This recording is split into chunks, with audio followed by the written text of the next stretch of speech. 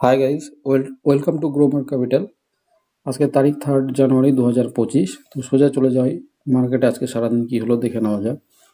এটা Nifty fifty previous close ছিল 24,188। তো আজকে ওপেন করলো 24,196, অর্থাৎ 8-10 পয়েন্ট উপরে। এবার যেখানে ওপেন করলো 24,196, সেটাই আজকের হাইয়েস্ট লেভেল ছিল। সেখানে আর সঙ্গে সঙ্গে সেখান থেকে সেলিং চলে আসে, সারাদিন সেলিংয়ের উপরেই থাকে। এইবার নিচে লাস্টে লো করলো 23,976, শেষে এসে ক্লোজিং হলো 24,000-এর ঠিক একটু উপরে। তো এই ছিল আজকের মার্কেট। এবার চার্টটা দেখে নেওয়া যাক। এটা 30 মিনিটসের ক্যান্ডেল। এই ক্যান্ডেলে ওপেন হলো 30 মিনিটসের 9টা 15-তে। সেখান থেকে সঙ্গে সঙ্গে ইমিডিয়েট সেলিং চলে আসে এবং সারাদিন মার্কেট নিচের দিকেই নামতে থাকে এবং ক্লোজও নিচের লেভেলেই করে। তো এখানে দেখা যাচ্ছে যে মার্কেট উপরের লেভেল ধরে রাখতে সমর্থ নয়, উপরের লেভেলে সেলিং চলে আসছে। তো গত 2 দিন যে আমরা মোমেন্টামটা দেখলাম সেটা আজকে কন্টিনিউ হলো না, সেখানে একটা ব্রেক দেখতে পেলাম। মার্কেটে বুলিশনেস উধাও হয়ে আবার বিয়াররা আধিপত্য জমাতে শুরু করলো। তো মার্কেট দেখা যাচ্ছে যে নিচের দিকেও নামতে চাইছে না, আবার উপরের দিকে ওঠারও তার ক্ষমতা নেই, একটা রেঞ্জের মধ্যে ফেসে গেছে। সেই রেঞ্জটা হচ্ছে আমরা যে আলোচনা করছিলাম, সেই রেঞ্জটা একবার দেখে নিই ডে চার্টে।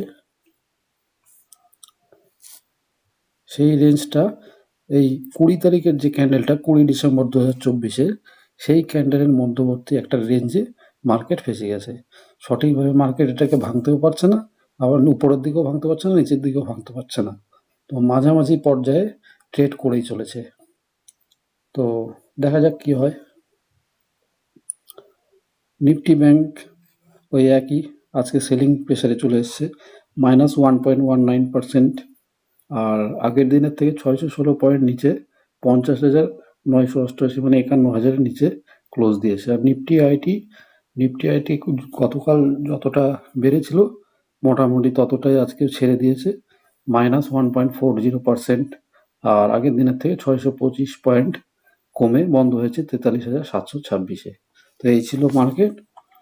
এবার আমরা চলে যাই পোর্টফোলিওতে আমাদের holdings alpha -3.63%, alpha ETF +2.71%, Autobees -3.13%, bank bees -5.05%, consum bees -2.03%, consum I ETF +2.70%, CPSE ETF -11.43%, gold bees -1.24%, HDFC PSU bank +0.73%, HDFC silver +2.98%, HDFC SML 250 -0.39%, ITBees -4.60%, ITI ETF +0.02%, junior bees -2.37%, mid 150 বিজ +0.67%, Monifty 500 +1.05%,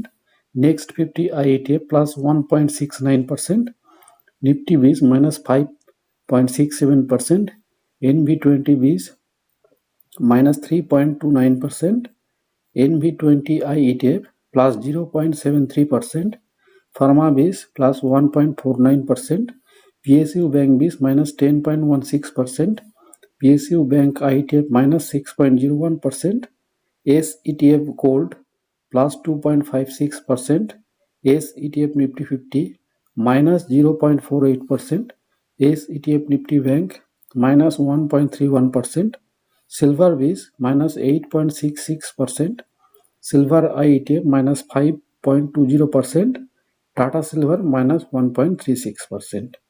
আর আজকে ডিএসপিএল ছিল +179 টাকা, যেটা পার্সেন্টেজ টার্মে +0.05%। তো এই ছিল আজকে আমাদের হোল্ডিংস। আর যদি আমরা দেখি আমাদের পিএল, সেটা আমাদের হোল্ডিংসে দেখাচ্ছে -3.28% টোটাল হোল্ডিংসের উপরে, যেটা -11,426 টাকা।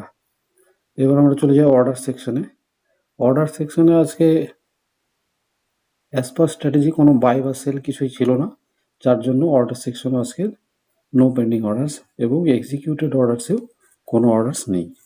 তো এই ছিল আজকের মার্কেট।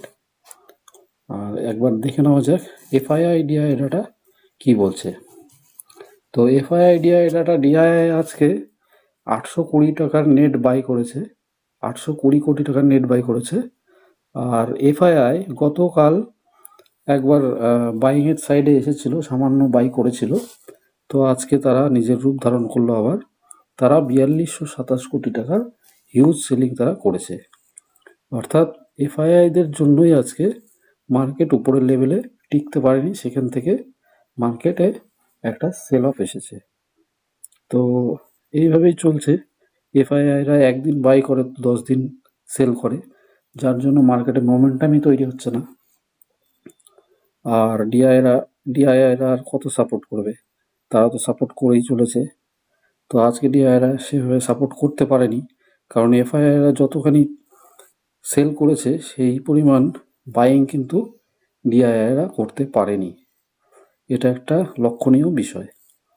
তো দেখা যাক আগামীতে কি হয়। তো আজকের মতো এখানে শেষ করছি। Thank you.